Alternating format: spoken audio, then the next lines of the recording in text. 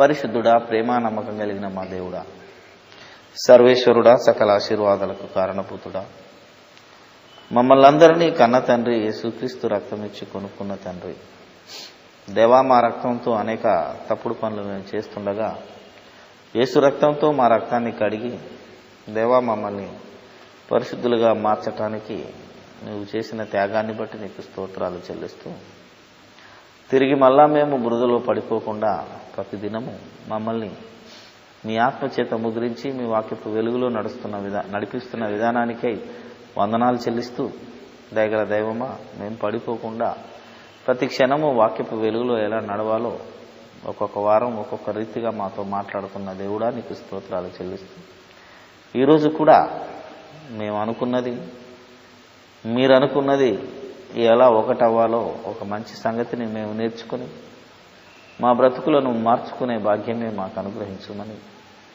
విన్న వాక్యం నిష్ప్రయోజనము కాకుండా అది ఫలము తెచ్చేటట్లు సహాయము దయచేయమని మా ప్రభువైన యేసుక్రీస్తు పేరట ఈ ప్రార్థన మీకు సమర్పిస్తున్నాము తండ్రి.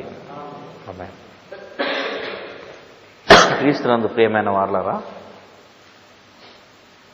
నాటి నుంచి నేటి సమాజం, ఆ సమాజంలో అనేక మంది వ్యక్తులు, ప్రతి వర్గం, బీద కావచ్చు, ధనిక కావచ్చు, ఏమండి, కలిమి లేని కలిసి ఏదో మిడిల్ క్లాస్ ఫ్యామిలీ కావచ్చు, ఎవరైనా తమ బాధల నుంచి విముక్తి కోసం ఎదురు చూస్తున్న వాళ్ళు, తమల్ని, తమ కుటుంబాన్ని ఏదో రకంగా ఆదరించే వ్యక్తుల కోసం చూస్తున్నారు. అవునా కాదా? ఆలోచిస్తే ఇది ఏనాటి నుంచి ఉన్నది, దేనికోసం మనిషి ఎదురు చూస్తున్నాడు, అసలు దేనికోసం మనిషి ఎదురు చూడాలి అనే ఒక అద్భుతమైన అంశాన్ని దేవుడు మనతో మాట్లాడుతున్నాడు. మనం జాగ్రత్తగా ఆలోచిస్తే చాలామంది శారీరక అవసరతల కోసమే ఎదురు చూస్తున్నట్టుగా కనబడుతుంది. ఏమండి, డబ్బు కోసము, ఆస్తుల కోసము, అంతస్తుల కోసము, రోగాలు పోగొట్టుకోవడం కోసము, ఏదో ఒక రకమైన పద్ధతులు. అంటే ఈ భూమి మీద ఏ బాధ లేకుండా సుఖవంతమైన జీవితాన్ని, అంతే కదా, సంతోషకరమైన జీవితాన్ని అనుభవించాలని ఆశపడే వాళ్ళే ఎక్కువ మంది ఉన్నారు అని చెప్పక తప్పదు. ఇది చాలా రోజుల నుంచి మనుషులు ఎదురు చూస్తున్నది. దేవుడు మనుషుల ద్వారా ఈ విషయాన్నే రాయిస్తూ వస్తున్నాడు. అదేంటంటే, జ్ఞాని అయిన సొలొమోను ఇశ్రాయేలీయులను 40 సంవత్సరాలు బహుగా పరిపాలించిన రాజు, దావీదు కుమారుడు. మరి ఆ సొలొమోను మహారాజు జ్ఞాని అయి తన జీవితంలో ఉన్న అనుభవాన్ని, తనకున్న జ్ఞానాన్ని రంగరించి రాసిన ఒక మాటను చదివితే మనకప్పుడు దేవుని మాటలో ఎంత డెప్త్ ఉన్నదో, ఎంత ఆలోచన ఉన్నదో అప్పుడు మనకు అర్థమవుతుంది. ఆ లోతైన మాటను, దానిలో ఉన్న లోతైన భావాన్ని ఈరోజు మనం ఆలోచిద్దాం. ప్రసంగి మన ఒక పెళ్లికి వెళ్ళినప్పుడు ఒక సహోదరుడు ఈ మాటను గుర్తు చేశాడు. కానీ నేను ఇంటికి వచ్చి ఆలోచించిన తర్వాత ఎంత గొప్పదో, మరలా దాన్ని రీసెర్చ్ చేసినప్పుడు ఒక అద్భుతమైన మాట దొరికింది. అద్భుతమైన దేవుని జ్ఞానం బయటకు వచ్చింది. ప్రసంగి 4వ అధ్యాయము 1వ వచనాన్ని చదువుదాం.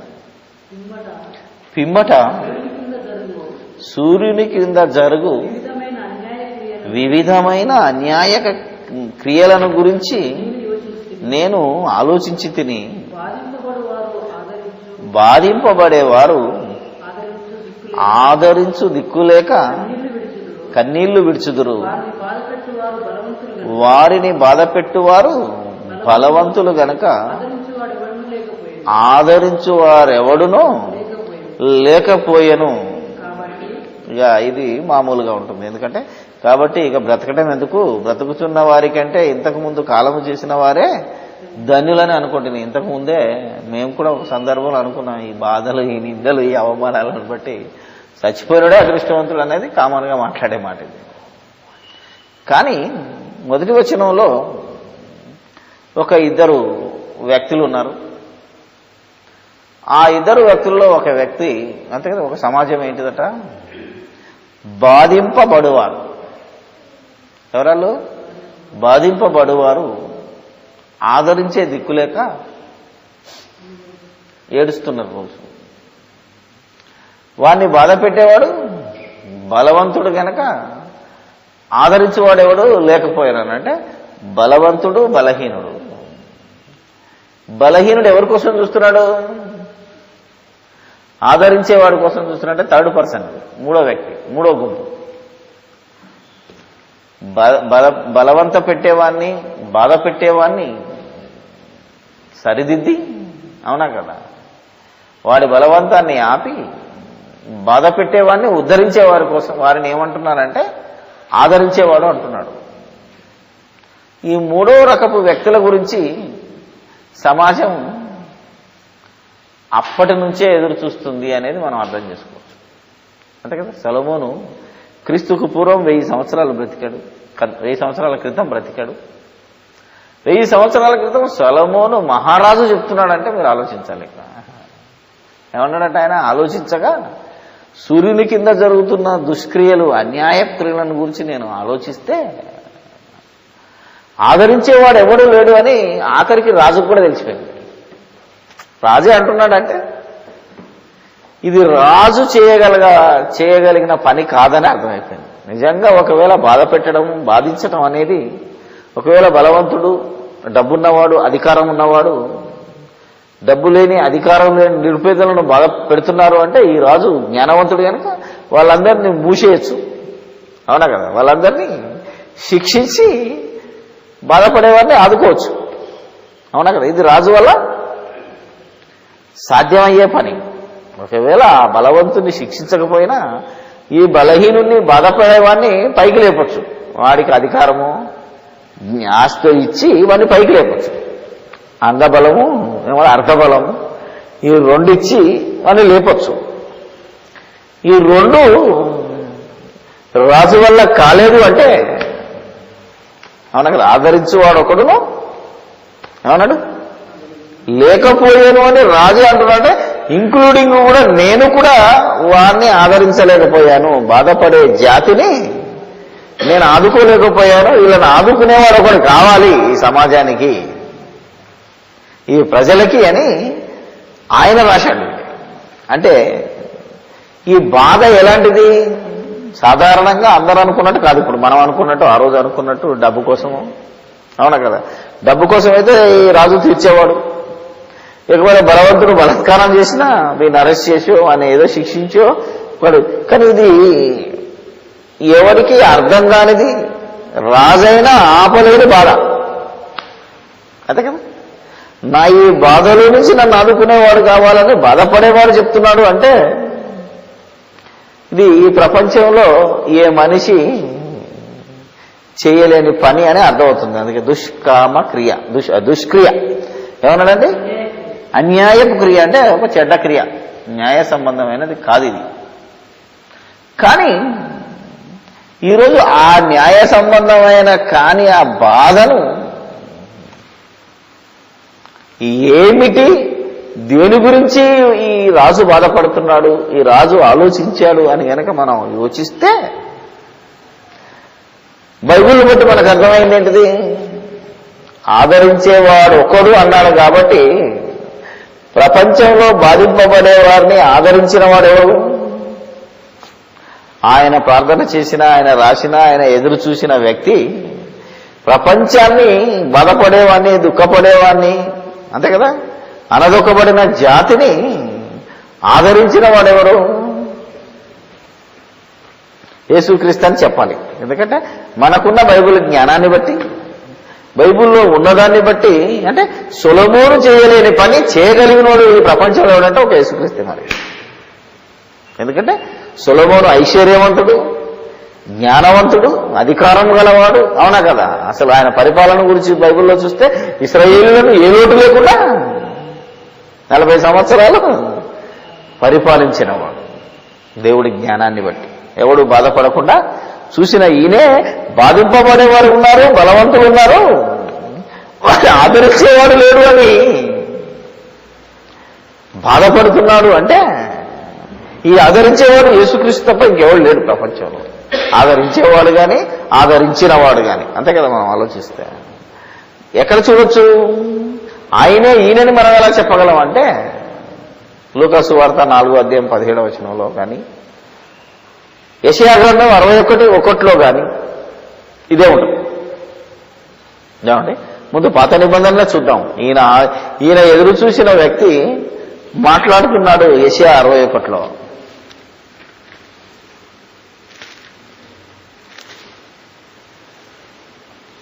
మరలా అవసరమైతే ఇంకా సండే నాడు కూడా ఇదే మాట్లాడతాను, చాలా బాగుంటుంది, రికార్డ్ చేద్దాం.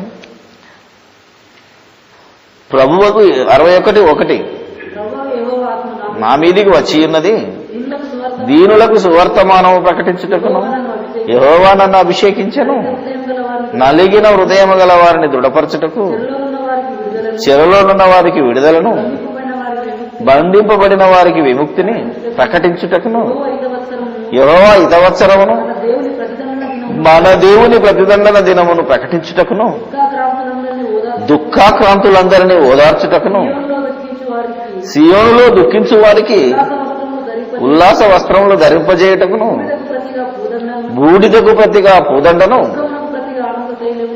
ఆ దుఃఖమునకు ప్రతిగా ఆనంద తైలమును, భారభరితమైన ఆత్మకు ప్రతిగా శృతి వస్త్రమును వారికిచ్చుటకును ఆయన నన్ను. అమ్మయ్యా, యేసయ్య ఈ భూమి మీదకి ఎందుకు వచ్చాడు అంటే ఇక ఇంత లిస్ట్ చదివాడు. ఇది యేసుక్రీస్తు పలికిన మాటే. యెషయా గ్రంథం 61 మరి ప్రభువు యెహోవాత్మ నా మీదకి వచ్చినదని పలికింది యెషయా కాదు కానీ యేసుక్రీస్తేనని మనకి ఎప్పుడు అర్థం అవుతుందంటే లూకా సువార్త 4:17 వెళ్తే కానీ మనకు అర్థం. అక్కడ కూడా ఇదే మాట రాసింది, మళ్ళా చదవవలసిన అవసరం లేదు. ఒకసారి లూకా సువార్త 4:17 నుంచి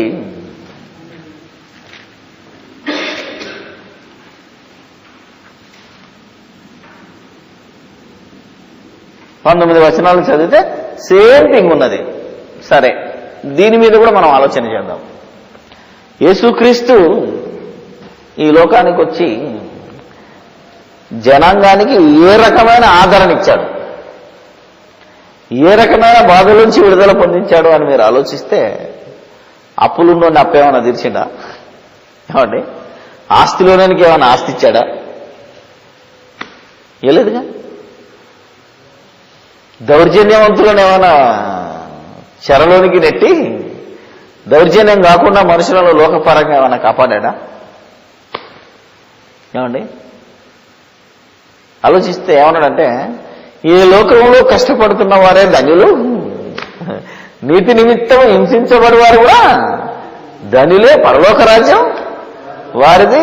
మీ స్థితి ఈ స్థితిలోనే ఉంటుంది, ఏ స్థితిలో ఉన్నారో ఆ స్థితిలోనే దేవుణ్ణి స్తుతించండి. కానీ మీకు మేలెప్పుడు జరుగుతుంది? చచ్చిపోయిన తర్వాత పరలోకంలోనే మీకు నెమ్మది. అంటే ఈ లోకంలో మీరు ఎంత బాధింపబడ్డా, ఎంత దోపిడికి గురైనా, ఎంత దురాక్రమణకు గురైనా మీకు ఆదరణ ఎక్కడ దొరుకుతుంది? పరలోకంలోనే. అదే కదా, నా ద్వారానే తప్ప ఇంకెవరి ద్వారా దొరకదు కనుక.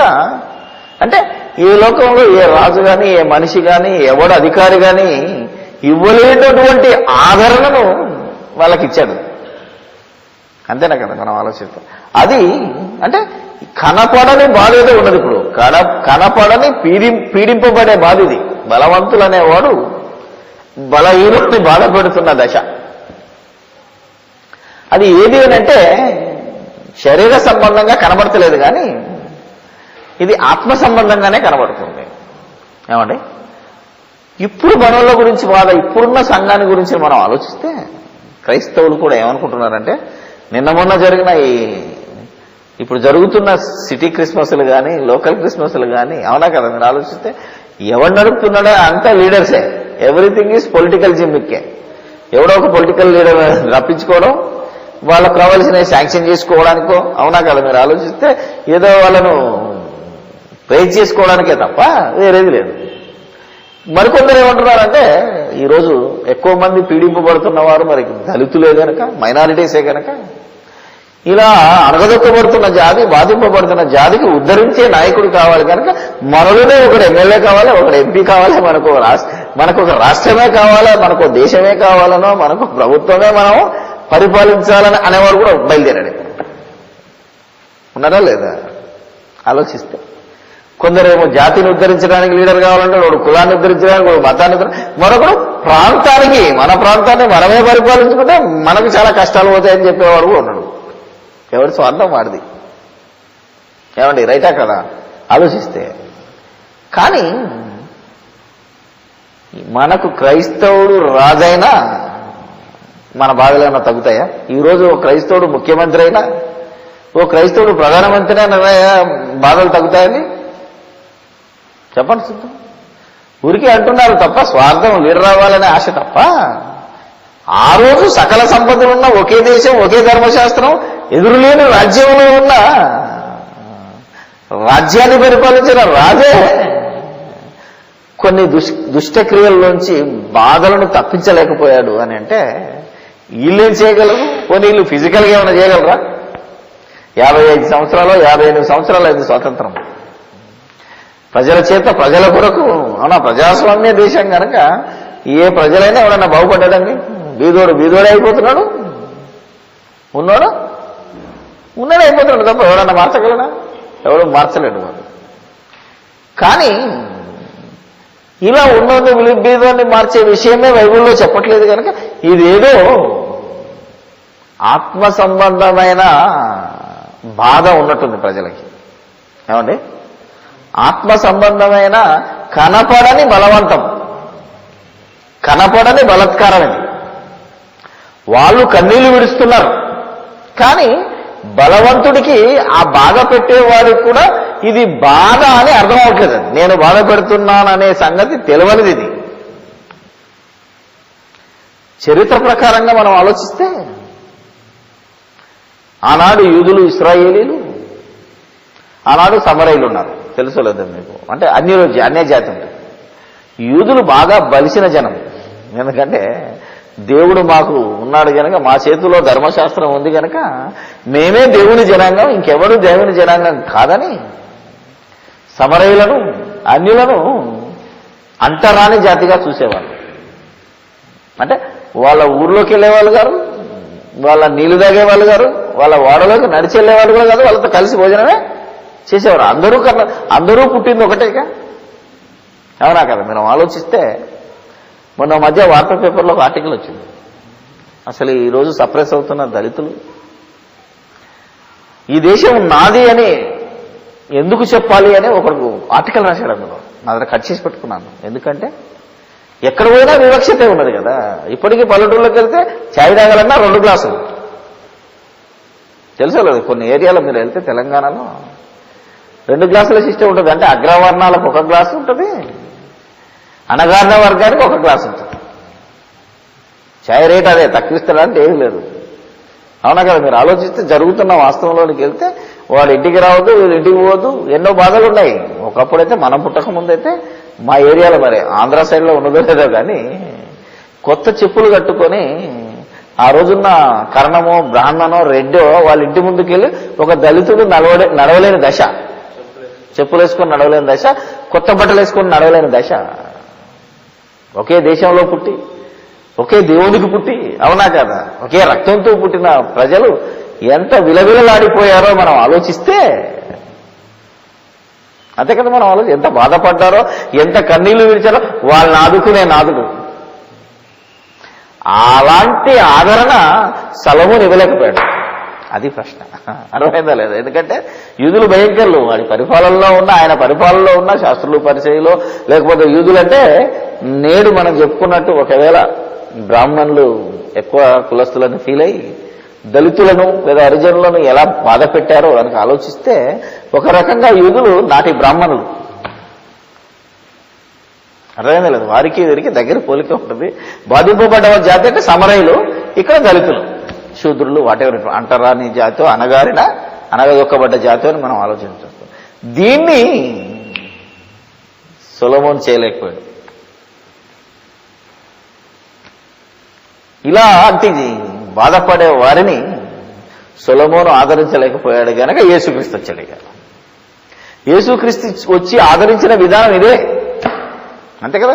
బీదలకు సువార్త ప్రకటించడానికంటే ఏం బీదలాళ్ళు ఆత్మ విషయమైనా తప్ప డబ్బులేని వాళ్ళు కాదు. ఒకవేళ ఈరోజు దళితుల్లో అంటరాని వాళ్ళలో కూడా ధనవంతుడున్నా వారికి అదే ట్రీట్మెంట్ ఉంటుంది.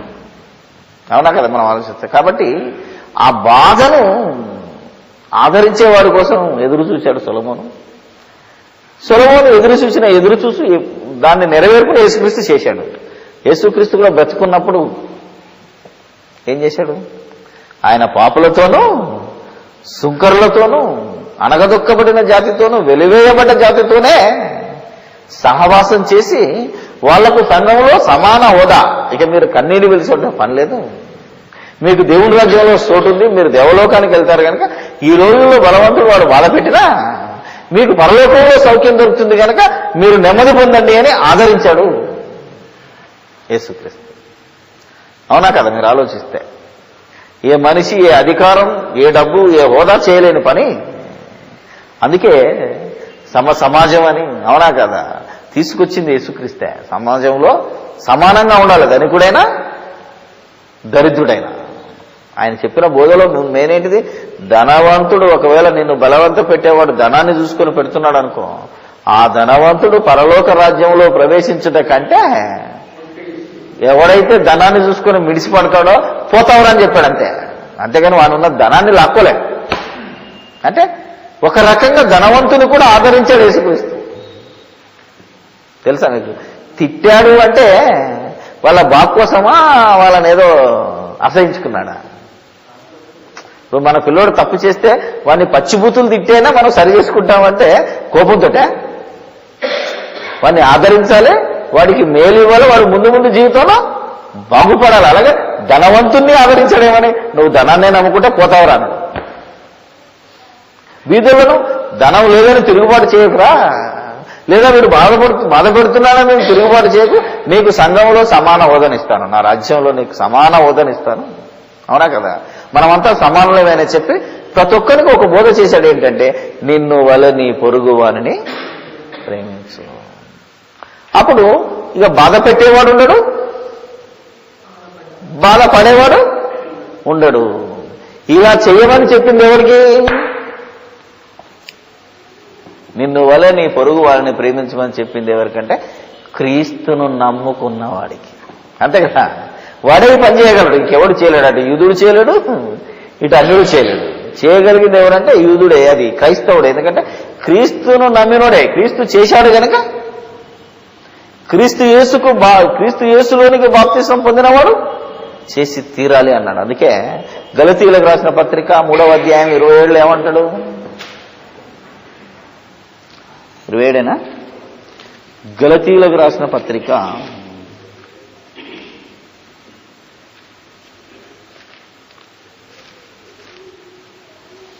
3వ అధ్యాయం 27వ వచనం. క్రీస్తులోనికి బాప్తిస్మం పొందిన మీరందరూ క్రీస్తును ధరించుకొని ఉన్నారు. ఇందులో యూదుడని, గ్రీసు దేశస్థుడని, దాసుడని, స్వతంత్రుడని లేదు, పురుషుడని లేదు, స్త్రీ అని లేదు, క్రీస్తునందు, యేసుక్రీస్తునందు మీరందరూ ఏకముగా ఉన్నారు. అంటే ఇక బాధింపబడే జాతి, బాధపడే జాతి ఉండకుండా, బాధ పెట్టే జాతి ఉండకుండా, ఒకవేళ సమాజంలో వీళ్ళిద్దరూ ఉన్నా వాళ్ళని ఆదరించే వ్యక్తులం ఎవరంటే క్రైస్తవుడే. అంతేనా కదా? ఇది క్రైస్తవుడు చేయవలసిన పని.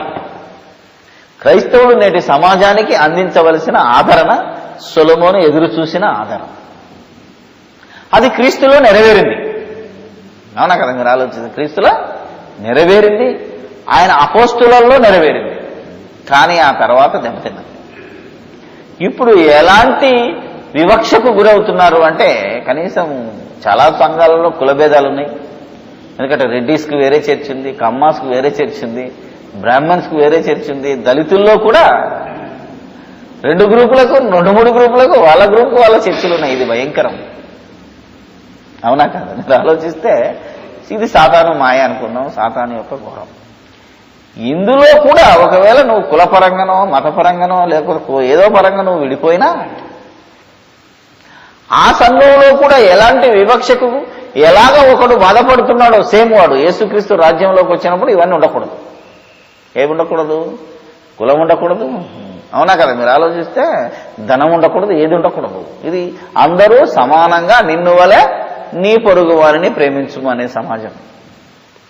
ఇప్పుడు క్రీస్తు బోధించిన, అపోస్తలులు బోధించిన సుమారు 25 సంవత్సరాలకే యాకోబు పత్రిక, యేసుక్రీస్తు తమ్ముడు సోదరుడైన యాకోబు ఒక గొప్ప సంగతిని రాసి వెళ్ళాడు. అది ఇప్పటికీ సజీవంగా ఉంది.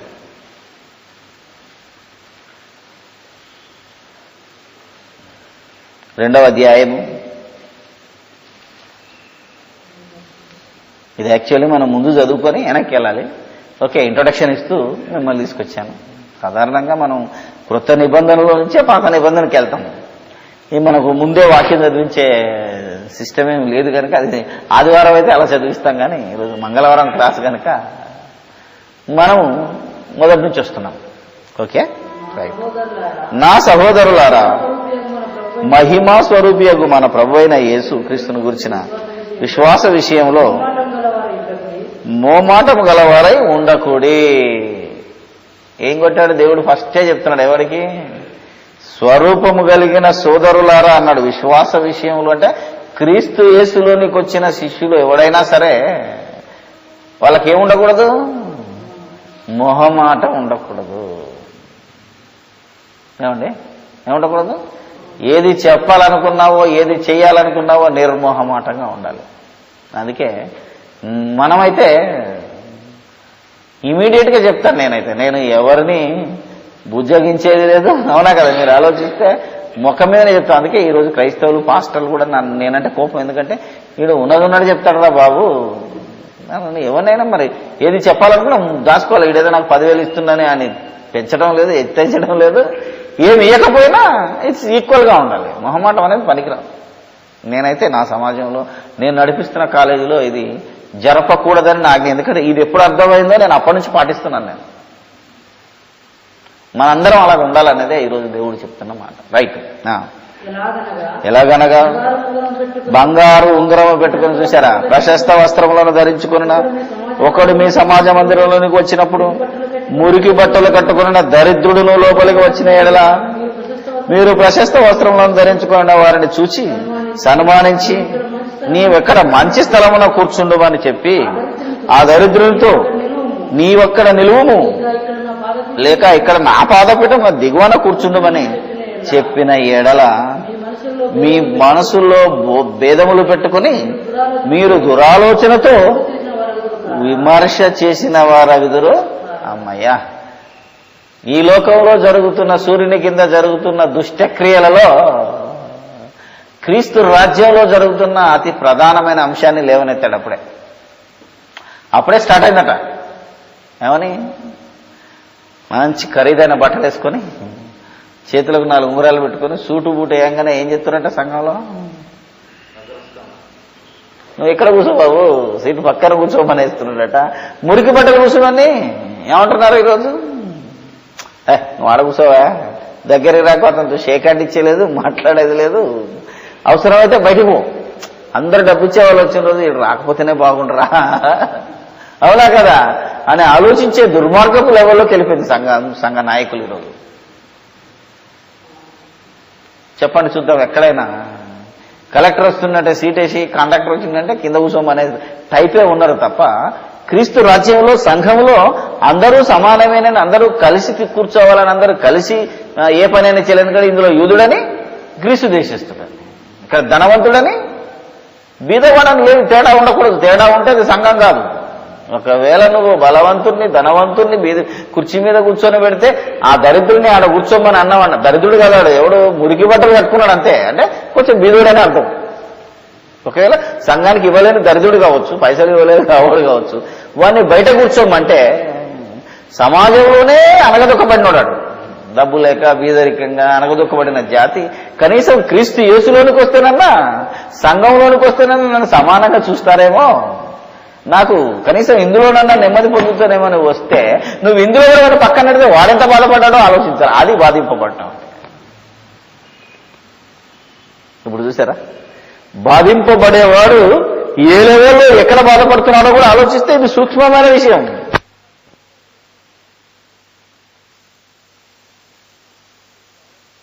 అంచెని గౌరవించాలి కదా అనే లోక న్యాయంతో నేను అతన్ని బాధిస్తున్నాననే ఆలోచన లేకుండా బాధపడుతున్నాడు ఈరోజు సంఘ కాపరే కావచ్చు, సంఘ పెద్దే కావచ్చు. కరెక్టా కదా? ఇది దురాలోచన అంటున్నాడు. ఏమంటున్నాడు? ఇది చాలా దురాలోచన. ఇది దేవుని రాజ్యంలో జరగకూడనిది. ఆ రోజు సొలొమోను ఆ సమాజంలో కూడా దాన్ని చేయలేకపోతేనే దాన్ని తీర్చడానికి యేసు వచ్చినప్పుడు, అవునా కదా? ఎవరు వచ్చారు? యేసు వచ్చినప్పుడు, యేసు తీసేసినప్పుడు, యేసు శిష్యులు తీసేసినప్పుడు ఆయనకు శిష్యులం అని చెప్పుకొని ఆయన పేరు పెట్టుకొని మీరేం చేస్తున్నారు అని అడుగుతున్నాడు. ఇది ఆనాటి నుంచి ఈనాటి వరకు ఇలా ఇంత డెప్త్ లోతుకు ఎవరు ఆలోచించకుండానే అనేక మంది సంఘ పెద్దలు ఈరోజు అదే కార్యక్రమాన్ని చేపట్టారు. నాకెందుకు వచ్చింది? నేను రేపు మీటింగ్ పెడుతున్నప్పుడు ఆ సంఘం నుంచి పెద్దలు, ఈ సంఘం నుంచి పెద్దలు వస్తున్నారని ఒక భక్తుడు ఆ కన్వీనర్ గారు చెప్తే నవ్వుకున్నాను నేను. ఎందుకంటే ఈరోజు వాళ్ళు ఏం విశ్వాసులు గారు, సంఘానికి పెద్ద అయితే నాకేంటి, అవునా కదా? నువ్వు ఆలోచిస్తే సంఘానికి ఆ సంస్థకు ప్రెసిడెంట్ అయితే నాకేంటి, వాళ్ళంతా ఈ కోవలో ఉన్నారుగా, అందరు ఈ జాతిలోనే ఉన్నాలే కదా. అంటే బాధ పెట్టే జాతిలో ఉన్నారు. బాధపడేవాడిని ఆదరించే లెవెల్లో లేనప్పుడు వాడు ఎవడైతే మనకేంటి? మనం ఏ జాబితాలో ఉండాలి? బాధ పెట్టే జాతిలో ఉండకుండా బాధపడే జాతిలో ఉండేనే ఇతన్ని ఆదరించేవాడిగా ఉండాలి. మనం బాధను అనుభవించేవాడు కూడా ఆదరించవచ్చు మన కదా. బీదోడైనా మరో బీదోడిని ఏమండి డబ్బులు ఇవ్వలేకపోయినా, అది స్టేటస్ పెంచలేకపోయినా నేనున్నాను అని భుజం తట్టొచ్చుగా. అరే నాకు ఒక సపోర్ట్ దొరికాడు అని వాడి బాధ సగం మింగేతాడు, అవునా కదా? వాడి బాధ మనకు చెప్పుకుంటాడు. ఆ స్టేటస్లో ఉండమంటాడు. మరొక మంచి పాయింట్ చెప్పాడండి. ఇది సూపర్ పాయింట్. ఇది ఆలోచిస్తే నా బుర్ర పాడైపోయింది. మనం కూడా ఆలోచించాలి. ఏమన్నాడు తెలుసా? 5వ వచనం, నా ప్రియ సహోదరులారా, మరలా ప్రియ ఆలకించుడి అంటే ఈయనే జాతి కాదని తెలిసిపోయింది, అవునా కదా? మీరు ఆలోచిస్తే మరలా చెప్తుండ ఆలకించుడి అంటే ముందనే చెప్పాడు నా సహోదరులారా అని చెప్పి. ఇక్కడ 5వ వచనం నా ప్రియ సహోదరులారా ఆలోచించుండి అంటే రెండోసారి చెప్తుంటే ఇక మిమ్మల్ని ఎవరు కాపాడలేరు. ఇప్పుడన్నా మీరు ఆలోచించాలి. అసలు పాయింట్ ఏంటో చెప్తాడు ఇప్పుడు. ఈ లోక విషయములలో దరిద్రులైన వారిని విశ్వాసవంతు భాగ్యవంతులుగాను, తన్ను ప్రేమించు వారికి తాను వాగ్దానం చేసిన రాజ్యమునకు వారసులుగాను ఉండుటకు దేవుడు ఏర్పరచుకొనలేదా అన్నాడు. అమ్మయ్య, ఇక్కడ కొట్టాడండి. మనం ఏం చూస్తున్నాము? పైన చూస్తున్నాం, వాని బట్టలు చూస్తున్నాం, వాని ఉంగరం చూస్తున్నాం, అనుకున్న కారు చూస్తున్నాం, అనుకున్న పదవిని చూస్తున్నామే తప్ప వాడు ఈ లోక విషయంలో భాగ్యవంతుడని మనం వానికి రెస్పెక్ట్ ఇస్తున్నాం. అసలు యాక్చువల్గా భాగ్యవంతుడు ఎవడు? విశ్వాస విషయంలో నిలకడగా ఉన్నవాడే అసలు సిసలైన భాగ్యవంతుడు. అంతేనా కదా? ఏమండి, యేసుక్రీస్తు మనల్ని ఎందులో భాగ్యవంతుడుగా చేశాడు? పరలోకాన్ని సంపాదించుకున్నాడు. అదెవడు ఇవ్వలేడు. ఏమండి, ఒకవేళ ఈ హైదరాబాద్లో పరిసర ప్రాంతాల్లో, అవునా కదా, మీరు అటు పోతే రింగ్ రోడ్ సైడ్ పోతే ఎకరానికి 4 కోట్లు పలకొచ్చు, అవునా కదా? అది అమ్ముకొని కుక్కడికి వచ్చిన డబ్బు కారు కొనుక్కొని, బట్టలు వేసుకొని, ఉంగరాలు పెట్టుకొని, వాడు సెల్ ఫోన్ పెట్టుకొని రాగానే రండి బ్రదర్ రండి అని నువ్వు పిలిస్తే అసలు ఎప్పటి నుంచో విశ్వాసంలో దేవుని విషయంలో నమ్మకంగా ఉన్నాడు. లోక విషయంలో బట్టలు కూడా బాగలేకపోవచ్చు, ఏమండి, ధనవంతుడు కాకపోవచ్చు. కానీ అసలు ధనవంతుడు ఎవడంటే ఈ మురికి బట్టలు కట్టుకున్నాడు నేను నిజంగా ధనవంతుడు. ఎందుకంటే పరలోకంలో జాగ సంపాదించుకున్నాడే గొప్పోడు. ఎందుకంటే 4 కోట్ల వరకు ఎకరం జాగ, నువ్వు 400 కోట్లు దొరికినా అక్కడ ఒక ఫూటు జాగ కూడా దొరుకుతుంది, అవునా కదా? ఒక ఫీటు ఏమనాలే, ఒక అడుగు జాగ కూడా మీకు దొరకదు. కాబట్టి అక్కడ అడుగు జాగ సంపాదించినడు గొప్పోడా, ఇక్కడ 4 ఎకరాలు 400 ఎకరాలు సంపాదించినడు గొప్పోడా? అక్కడ సంపాదించినోడు గొప్పోడు, అక్కడ సంపాదించినోడు ఇక్కడ కూడా గొప్పడే. అర్థమైందా లేదా? వాడు పేదోడు కావచ్చు, మురికి బట్టలు వేసుకోవచ్చు, బయటికి ఏ రకమైన కనపడవచ్చు, కానీ దేవుడు చూసేది ఏంటిది? దేవుడు ఎప్పుడు నరుని పైవేశాన్ని చూడడు. అది గలితీలో చెప్పాడు, దావీదు దగ్గరకు వచ్చినప్పుడు చెప్పాడు. నరుని పైవేశాన్ని దేవుడు చూడడు, కానీ ఈ నరుడు దేవుని పేరు మీద దేవుని ముసుకేసుకున్న నరుడు ఏం చూస్తున్నాడు? నరుని పైవేశాన్ని చూస్తున్నాడు తప్ప వాడి అంతరంగాన్ని, వాడి హృదయాన్ని గమనిస్తలేడు. కాబట్టి అతడు పైన మురికి బట్టలున్నా లోపల ఎంత బాధపడుతున్నాడో నువ్వు చేసిన చిన్న క్రియను బట్టి, నువ్వు తెలిసో తెలియకనో లేకపోతే నీ స్వార్థానికో, అవునా కదా, చేసిన క్రియను బట్టి అతడు బాధింపబడే వారి జాబితాలోకి వెళ్ళిపోయినప్పుడు ఆదరించే జాబితాలో ఉండవలసిన నువ్వు అన్యాయం అయిపోయి నువ్వు బలవంతుడి జాబితాలోనే కలిసిపోయినప్పుడు అతడు ఏం చేస్తాడో మీరు ఆలోచించండి. కింద చెప్పాడు, ఇంకా బాగుంటుంది. ఇక ఆ కింది వచనంలోకి వెళ్తే నాకు చాలా భయం వేస్తుంది. అది చదవండి, చూపిస్తాను ఎట్లా ఉంటుందో. చాలా బాగుంటుంది అది. అదే మళ్ళా యాకోబుకు రావాలి. యాకోబు 2లోకి వచ్చి, అయితే దరిద్రులను అవమానపరచుదురు, ధనవంతులు మీ మీద కఠినముగా అధికారము చూపుదురు, మేము న్యాయ సభలకు ఈడ్చుచున్నవారు. అమ్మయ్యా, ఈడైతే ఇది సూపర్ అండి. ఇంకా ఒకవేళ నువ్వు దరిద్రున్నో ధనవంతున్నో సంఘంలో ఈడ్చినా, సంఘంలో అవమానం పెట్టినా, సంఘం బయట ఊర్లో బస్తీలో అవమానం పెట్టినా అతడు ఏం చేస్తాడు చెప్పండి చూద్దాం? ఏమీ చేయడు. నిన్ను దేవుడే చూసుకుంటాడని చెప్పి మనసులో బాధపడుతూ వదిలేస్తాడు నేను. అవునా కదా? అవునా? నేను అవమానపరిచినా వదిలేస్తాడు. నీ మీదే పెద్ద కేసు పెట్టే జాతి కాదు ఇది, ఎందుకంటే పెట్టలేడు గనక. అదే ధనవంతుడిని చూడు, నువ్వు వాడిని ఎంత పొగిడినా, నువ్వెంత ఎత్తుకున్నా వాడికి ఏమాత్రం నువ్వు తక్కువ చేస్తే ఏమవుతాడట?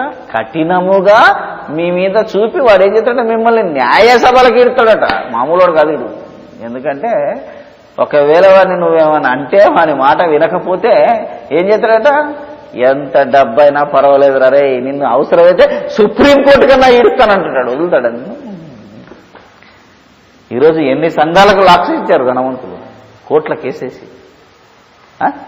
సంఘాలకే తాళాలు పడతారు. మా మాట వినకపోతే ఏడికెళ్తారు వాళ్ళు? వాడు అనుకున్నది వినకపోతే ఏడికెళ్తున్నాడు వీడు? కోర్టుకెళ్ళి ఓ సంఘానికే తాళం వేసే దశకి వెళ్ళిపోతున్నాడంటే ఈ ధనవంతుడితో జాగ్రత్తగా ఉండండి. ఆ జాబితాలోకి వెళ్ళకండి. బలవంతుడు బలహీనుణ్ణి బాధ పెట్టే పేదవాన్నో దరిద్రున్నో బట్టలున్నవానో లేకపోతే లేదో మీరు అనుకుంటున్నారేమో, కానీ వాడి దగ్గర బట్ట లేకపోయినా వాడు డబ్బు వేయకపోయినా వాడు విశ్వాస విషయంలో చాలా భాగ్యవంతుడు. వాడు నీ మేలే కోరుతాడు తప్ప నిన్నేమి చట్టసభలకు అప్పగించేవాడు కాదు. ఇలా చేస్తే ఏమవుతుందట? మురికి బట్టలు కట్టుకుని గెట్ అవుట్ అన్నాడు. ఏమవుతుందట చూడండి, మీకు పెట్టబడిన శ్రేష్టమైన నామమును దూషించేవారు కూడా వీరే కదా. అసలు మనకు పెట్టబడిన శ్రేష్టమైన నామం ఏంటిదో తెలుసా?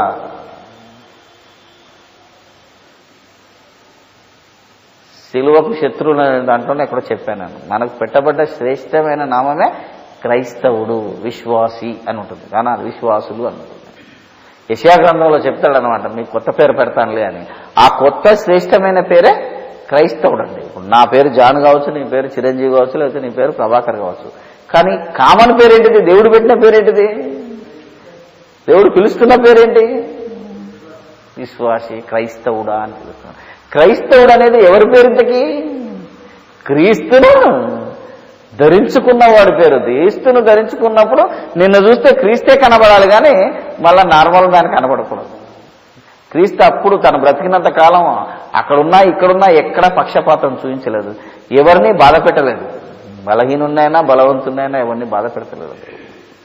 దేవుళ్ళలాంటి మనస్తత్వం కలిగి ప్రతి వాడిని ఆదరించే మనస్తత్వం కలిగే ఆదరించే వారిలో నువ్వు ఉండాలనే దేవుడు నిన్ను క్రీస్తు రక్తంలో విమోచించి క్రీస్తు స్వరూపం ఏర్పాటు చేసుకోమని ఆఖరికి క్రీస్తునే ధరించుకోమన్నాడు. ఇలా ధరించుకున్న ఈ క్రీస్తు సంఘంలోనే బాధింపబడే వాళ్ళు, బాధ పెట్టే వాళ్ళు ఉండటం అన్యాయం. కాబట్టి ఇంత సున్నితమైన అంశాన్ని ఎంత సున్నితంగా దేవుడు చెప్పాడో, ఇది చెయ్యకపోతే నువ్వు చాలా భయంకరమైన స్థితిలోనికి వెళ్తా ఉంటున్నాడు. ఇదేదో మామూలు విషయం అని పట్టించుకోకుండే దాన్ని దేంతో పోలుస్తున్నాడట? మెట్టుకు నిన్ను వల్ల నీ పొరుగు వాడిని ప్రేమించమని లేఖనంలో ఉన్నట్టు ప్రాముఖ్యమైన ఈ ఆజ్ఞను మీరు నెరవేర్చిన ఎడల బాగుగానే, అంటే ఇలా ఇద్దరిని సమానంగా చూడటమే నిన్ను వల్ల నీ పొరుగు వాడిని. వాడికి బట్టలు వేయడం, తిండి పెట్టడం, దట్ ఈస్ అదొక పాయింట్. ఆ పాయింట్ కాదు ఇక్కడ సంఘంలో ఇద్దరిని సమానంగా చూడటమే నిన్ను వల్ల నీ పొరుగు వాడిని ప్రేమించడం. ఇక్కడ నువ్వు వివక్ష చూపించావనుకో, వీడేమైపోతాడు? మళ్ళా రాడు. ఇంకా ఈ విశ్వాసి ఎట్లాగో మళ్ళా రాడు. ఎందుకంటే ఆ సంఘంలో పోయినా నా పరిస్థితి చూసి ఎవరు నన్ను రానివాడు, అవునా కదా?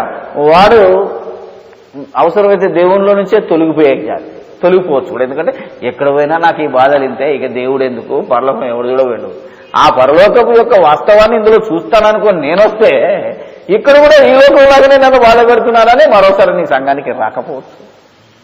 నువ్వు ఎవరినైతే కుర్చీ మీద వేసి పీటేసి కూర్చునిపెట్టావో వాడు ఎప్పటికీ రాడు. వాడు నువ్వు ఒకసారి కూర్చునిపెట్టు, 10 సార్లు కూర్చునిపెట్టు, వాడు పరలోకానికి రాడు. ఎందుకు? ధనవంతుడు పరలోక రాజ్యంలో ప్రవేశించుట కంటే వాడు సంఘంలో ఉన్నాననుకుంటున్నాడు, సంఘసభ్యుడు కాదు వాడు. వాడి మనసు ఎంత ఎక్కడుంది? ధనం మీద, అధికారం మీద, హోదా మీద, అందరు నన్ను గౌరవించాలి, అందరూ నా వైపే చూడాలి, అందరు నన్ను ఊరేగించాలని అనుకున్న వాడు పరలోకం పోతాడా? చూసారా మీరు? అంటే ఎంత గొప్ప పొరపాటు సంఘంలో జరుగుతుంది ఈరోజు. ఎంత గొప్ప పొరపాటు, భయంకరమైన పొరపాటు ఇది. అలా చెప్పుకుంటూ వచ్చేమన్నాడు తెలుసా? నిన్ను వల్లనే పొరుగువాడిని ఎవడు ప్రేమించట్లేదు. మీరు పక్షపాతం గలవారైతే ధర్మశాస్త్రం వలన అపరాధులను తీర్చబడి పాపము చేయువారగుదురు. ఇక చెప్తాడు, ఎవడైనా నువ్వు ధర్మశాస్త్రం అంతా గైకొని ఒక్క ఆజ్ఞ విషయంలో తప్పిపోయిన ఎడల ఆజ్ఞలన్నిటి విషయంలో అపరాధి అగును. అప్పటిది కొట్టాడండి. అంటే 10 ఆజ్ఞలు ఉన్నాయనుకో, సపోజ్ 9 చేసినా ఒకటి చేయకపోతే మళ్ళా నువ్వు పాపవే. సో ఒకవేళ నువ్వు ఈరోజు సంఘాన్ని నడిపిస్తున్న వాడివైనా, రోజు సంఘానికి వచ్చేవాడివైనా, అవునా కదా, సంఘానికి తప్పకుండా కానికి వేసేవాడివైనా, అవునా కదా, నువ్వు ఆలోచిస్తే నువ్వు రోజు ప్రార్థన చేస్తున్న వాడివైనా ఈ ఒక్క విషయంలో కనుక నువ్వు పొరపాటు చేస్తే నువ్వు అన్ని విషయాల్లో పొరపాటు చేసిన వాడివే, నువ్వు అపరాధి అవుతావు. ఒకవేళ దేవుడు కఠినంగానే నువ్వు చూడాలంటే. కాబట్టి ఇవన్నీ చెప్పి 12వ వచనం చదువు. అది వ్యభిచరించేవాడు వ్యభిచరించకపోయిన నరహత్య చేసినా తప్పే అన్నాడు. ఏదో ఒకటి చేసినా తప్పే. పునః తీర్పు పొందబో వారికి తగినట్లుగా మాటలాడుడి. చూసారా ఏమంటున్నాడండి? మాటలాడుడి, ప్రవర్తించుడి. మాటలాడినా వాడు గాయపడతాడు, అవునా కదా? ఏమన్నాడండి? హలో, ముందున్నది ఏమన్నాడు తెలుసు కదా మీకు? 3వ నువ్వు అక్కడ కూర్చో అని మాట్లాడినా బాధపడతాడు. బాధపడ్డా? నువ్వు రాకు లోపలికంటే బాధపడ్డా? మాట పైన బాధపడతాడు. నీ ప్రవర్తన చూసానా? ఒకవేళ నువ్వు మాట్లాడకపోయినా నువ్వు ముఖం చిట్లించుకున్నావు అనుకో, ఏమండి, నువ్వు ముఖం పడుతున్నావు అనుకో, అటు చూసి అతనితో కరచాలనైనా చేయలేదనుకో, బాధపడ్డా? ఏమండి, నీ మాటనైనా నీ ప్రవర్తనైనా నువ్వు జాగ్రత్త పడాలంటున్నాడు. అది నిన్ను వల్ల నీ పొరుగు వారిని ప్రేమించటం, అవతల వ్యక్తిని బాధ పెట్టకపోవడం అనేది. అతడు ఎలాంటి వాడైనా ఆ పై రూపానికి విలువనివ్వక లోపలున్న అంతరంగాన్ని చూడు. దేవుడు అంతరంగాన్ని చూస్తాడు కనుక నువ్వు కూడా అంతరంగాన్ని చూడు అంటున్నాడు. మనమేమో పై వేషాన్ని చూస్తున్నాం. రోజు పై వేషాన్ని మర్చిపో అన్నాడు. పై లెవెల్ను మర్చిపో. అందుకే నువ్వు రెవరెండు అయినా, బిషప్ అయినా, నువ్వు డైరెక్టర్ అయినా, నువ్వెవడివైనా నువ్వు విశ్వాసివి కావాలి. నీ మనసులో మార్పు ఉండాలి. ఆ వాళ్ళని గౌరవించాలి తప్ప వీడు ఫలానా కోటీశ్వరుడు, కోట్లను తెచ్చుకున్న సంఘానికి అధిపతి, ఆడికి హెలికాప్టర్ ఉంది, ఏరోప్లేన్ ఉంది, ఏమన్నా ఉండని, మాకెందుకు? విశ్వాసం ఉందా లేదా? ఆడికి లేని విశ్వాసం ఈ వీధోడికి ఉంది. మురికి బట్టలు వేసుకున్నవానికి వాడికంటే ఎక్కువ వీడిని ప్రేమించు, అతనితో అలాగే ప్రవర్తించు, మాటలాడు అంటున్నాడు దేవుడు. ఏమండి, దీని గురించి ఆదరించిన వాడు యేసుక్రీస్తు. ఆ రోజు సొలొమోను చేయలేని పని యేసుక్రీస్తు చేశాడు. సొలొమోను ఎదురు చూసిన పని ఈరోజు క్రైస్తవుడు చేయాలి. దాన్ని నెరవేర్చవలసిన బాధ్యత ఎవరిది? యేసు తర్వాత అపొస్తలులకు అప్పించిన, అపొస్తలుల తర్వాత క్రైస్తవులకు అప్పించాడు. ఈరోజు ప్రతి క్రైస్తవుడు నెరవేర్చవలసిన వాడై ఉన్నాడు. ఇలా ఒక అన్యాయమైన క్రియను చేసిన, ఇలాంటి దురాలోచన క్రియ చేసినా నువ్వు పాపి అన్నాడు. అందుకే ఏమన్నాడు తెలుసా? 13వ వచనం, కనికరము చూపనివాడు చూసారా, కనికరము లేని నువ్వు గనక ఇలాగే నువ్వు ఇక్కడ చేస్తే నువ్వు కూడా అక్కడ ఏమవుతావట, కనికరము లేని తీర్పు పొందుతావు అంటున్నాడు. కాబట్టి సొలొమోను కాలములో ఆదరించే వాడి కోసం సొలొమోను చూశాడు. ఆనాటి సమరయులు యూదులు ఆనాటి జాతి చూశారు. ఆ తర్వాత యేసు వచ్చాడు.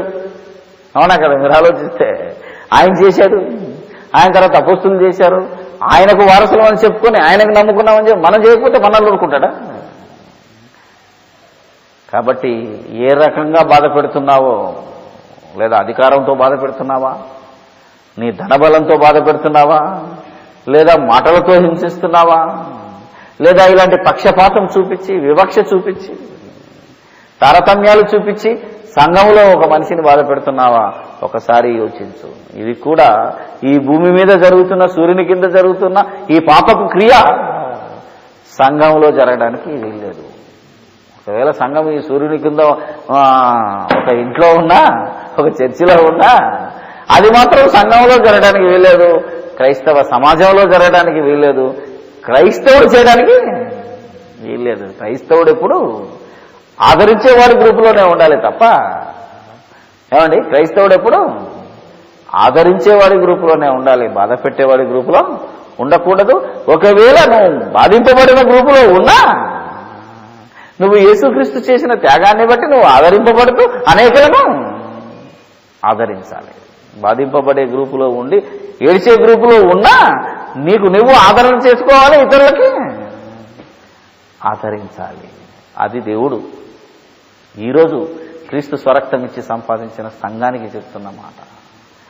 కానీ క్రైస్తవుడు ఎక్కడ ఉన్నాడో ఒకసారి ఆత్మవిమర్శన చేసుకుంటే, ఈ క్రీస్తు సంఘాలన్నీ, అంటే క్రీస్తు సంఘం అని బోర్డు పెట్టుకున్నాడు కాదండి, మేము క్రీస్తును నమ్ముతున్నామని ఎన్నో పేర్లు పెట్టుకున్న ఏ సంఘం అయినా, అంతే కదా, ఆలోచించారు. మేమంతా క్రైస్తవులు అంటున్నారు కదా, క్యాథలిక్ అయినా, లేకపోతే నువ్వు పెంతెకోస్తు అయినా, నువ్వు ఎబ్రోను అయినా, బ్యాప్టిస్టు అయినా, ఎవరైనా యేసు నమ్మి యేసులో విశ్వాసులైన వారు అంటున్నారు కనుక ఇవన్నీ క్రీస్తు సంఘాలైతే అందులో ఎక్కడైనా ఈ పొరపాటు జరుగుతుందా అని ఒక్కసారి మనం ఆత్మవిమర్శన చేసుకొని, మనకు తెలుసో తెలియకుండా చేస్తున్నామా, దీన్ని వెంటనే ఆపాలి. ఇప్పుడు ఇది సూక్ష్మంగా కనబడింది కానీ కనబడని భయంకరమైన పాపం. ఒక ఆత్మను మనం పోగొట్టుకుంటున్నామంటే, ఒక ఆత్మను రక్షించడం ఎంత కష్టమో, ఏమండి, ఆత్మను పోగొట్టుకుంటే ఆ ఆత్మను దుఃఖింపజేస్తే ఎంత బాధ, ఎంత భయంకరమైన శిక్ష. అందుకే దేవుడు చెప్తున్న మాటను వినే క్రైస్తవ భక్తులందరూ, క్రైస్తవులందరూ, మేము విశ్వాసులము, మాకంటే విశ్వాసం ఇంకెవరికి లేదు, మేం తప్ప ఇంకెవడు పోతాడు పరలోకం అనుకున్న వాడు కూడా ఈ చిన్న విషయంలో ఎక్కడైనా పొరపాటు చేస్తున్నాడా అని మరొకసారి ఆత్మవిమర్శన చేసుకొని, దేవుని రాజ్యంలో ఎలాంటి పక్షపాతం లేకుండా, దేవుని రాజ్యంలో ఎలాంటి వివక్ష లేకుండా, ఈ దేవుని రాజ్యం అంటే సంఘం, ఇందులో ఎలాంటి భేదాలు తారతమ్యం లేకుండా అందరూ ఏక మనసుతో వారిని వల్ల వారి పొరుగువాన్ని ప్రేమిస్తూ బ్రతుకుతున్నారా? అలా బ్రతికినప్పుడే నువ్వు పరలోకానికి అర్హుడవుతావు. ఏ ఒక్క దగ్గర నువ్వు తేడా చూసినా, ఒకవేళ దాని ప్రకారంగా ఆలోచిస్తే భయంకరమైన పాపంలోకి వెళ్తావు కదా. యేసుక్రీస్తు ఇచ్చిన స్వాతంత్రాన్ని ధర్మశాస్త్రాన్ని బట్టి కాకపోయినా, ధర్మశాస్త్రం కూడా లేకపోయినా, క్రీస్తు ఇచ్చిన స్వాతంత్రాన్ని కూడా దుర్వినియోగపరచకుండా జాగ్రత్త పడి ఈ సమాజాన్ని, నువ్వు ఉన్న ప్లేస్ను, నువ్వు ఉన్న దేశాన్నే కూడా క్రీస్తు రాజ్యముగా, ఈ 4 గోడల మధ్యలో ఉన్నదే క్రీస్తు రాజ్యం కాదు. క్రీస్తును నమ్ముకున్న క్రైస్తవుడు ఎక్కడుంటే అది సంఘమే, సమాజమేనని భావించి దాంట్లో మార్పు తీసుకొచ్చిన వాడే నిజంగా ఆదరించేవాడు. అలాంటి ఆదరించేవారిగా, ఆదరించే గ్రూపులో ఒక సభ్యుడిగా, క్రైస్తవుడిగా నువ్వు ఉండటమే నీ ప్రథమ కర్తవ్యం. దేవుడి మాటలను దీవించి మరింకా ఫలింపజేసి వాటికి ఫలితాన్ని తీసుకుని రావాలని మనమందరం ప్రార్థన చేద్దాం. అనేక మంది మరి ఈ మాటలను విని సరిచేసుకునేలాగున మనం ప్రార్థన చేద్దాం. పరిశుద్ధుడైన మా దేవుడా, పరలోకమందున్న మా తండ్రి, ఎంత చిన్న విషయంలో కూడా మేము తప్పిపోకుండా మీ వాక్యంలో ఎంత లోతుగా మాకు ఈ ఆశీర్వాదాన్ని, ఈ భాగ్యాన్ని దాచావు నాయన. దాన్ని ఈరోజు మేము పరిశీలించి లోతైన సంగతిని తవ్వి తీసుకుని, దేవా మరి మేము అది వినివారు మాత్రమే అయ్యండి మమ్మల్ని మేము మోసపుచ్చుకోకుండా, ఆయన వాక్యం నిష్ప్రయోజనము కాకుండా అది ఫలము తీసుకొచ్చేటట్టు ప్రయత్నం చేసి మేము ఫలించి అనేకులను మా పొరుగు వారిని ప్రేమించి వారి పైరూపాన్ని చూడకుండా అంతరంగాన్ని చూసి మీలాంటి మనసును, మీలాంటి పరిశుద్ధతను, మీ కుమారుడైన యేసుక్రీస్తును ధరించుకుని మేము బ్రతుకులాగున సహాయము, మీ ఆత్మ సహాయము దయచేయమని, మీ వాక్యపు వెలుగులోనే మమ్మల్ని అనుక్షణము నడిపించమని, మేము ఎటువైపు కుడికి కానీ ఎడము కానీ పడిపోకుండా, ఒకవేళ పడిపోయినా తిరిగి లేచే భాగ్యమే మాకు అనుగ్రహించమని సమస్తము మీకే స్తుతి స్తోత్రాలు చెల్లిస్తూ మా ప్రభువైన యేసుక్రీస్తు